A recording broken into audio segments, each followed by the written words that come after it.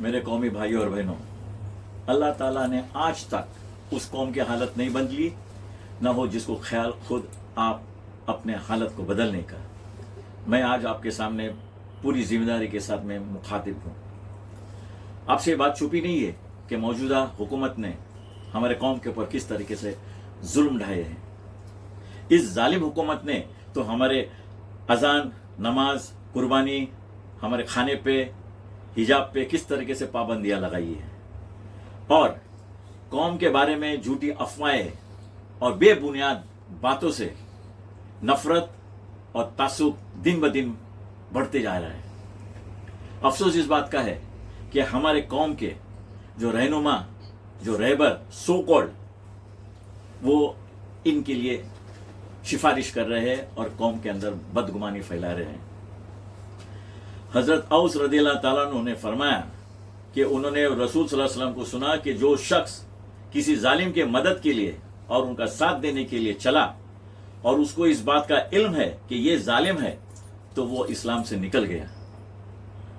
सूरह बकरा आयत नंबर 145 में अल्लाह ताला रसूल सल्लल्लाहु अलैहि वसल्लम से मुखातिब होते हुए कहते हैं कि तुमने इस इल्म के बाद जो तुम्हारे पास आ चुका है उन जालिमों की ख्वाहिशात की पैरवी की, तो यकीनन तुम्हारा शुमार जालिमों में ही होगा।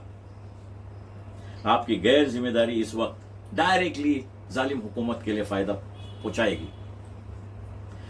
आज हमारे बीच में भी मुनाफिकीन पैदा हो गए हैं, जिनके बातों और हरकतों से हमारे कौम को नुकसान पहुंचाया जा रहा है और बदगुमानी फैलाई जा रही है। इन मुनाफिकीन के बारे में अल्लाह ताला फरमाते हैं सूरह अन-निसा में आयत नंबर 145 कि मुनाफिकीन जो जहन्नम के बिल्कुल आखिरी हिस्से में और बिल्कुल नीचे के हिस्से में रहेंगे और उनका कोई मददगार नहीं होगा। हम पे ये इल्जाम है कि हमारे कौम को खरीदा जा सकता है। आज वक्त आ गया है कि हम इस इल्जाम को गलत साबित करें।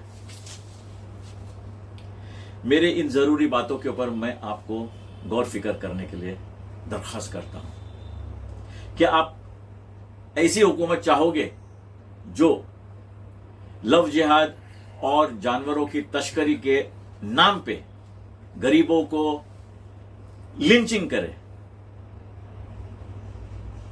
बलात्कारी, औरतों का शोषण, रिश्वतखोरी, हमारे देश की संपत्ति को बेचने वाले और मर्डर जैसे संगीन गुनाहगारों को बढ़ावा और पनाह देती है? क्या आप चाहोगे कि आपकी औलाद और उनकी नस्ल के ऊपर बुलडोजर चलाया जाए और उसके खिलाफ आवाज उठाने वालों को सलाखें मिले?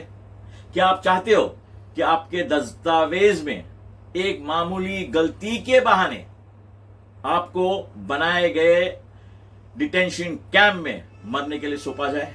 क्या आप उनसे वफा की उम्मीद करते हैं जिन्होंने अपने सरपरस्त तक को भी धोखा दिया है खुद के फायदे के लिए? जिस तरह पिछली बार हमारी कौम ने समझदारी दिखाई और इन जालिम हुकूमत के नुमाइंदों को हराया है, आज उसी जिम्मेदारी से हमको उस जालिम हुकूमत के नुमाइंदों को भी हराना है।